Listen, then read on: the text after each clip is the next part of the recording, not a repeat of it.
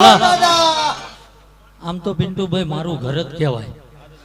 અને ઝાલા જેદી મને તેમ લાયા ને હાથ વરા મોર તેદી મેં એવું કીધું હતું કે દુનિયાના છેડે કદાચ ચૌહાણ લાગતું હોય છે, મારી વસ્તી હશે ને એ મને હોતી હોતી આવશે.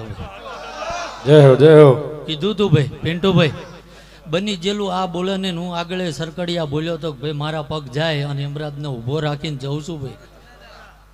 જો કદાચ ભોમાં કદાચ ભીતુમાં ભાલા ના પાડતો તો આ ધર્મને ધૂણીને એવું કરવાનું.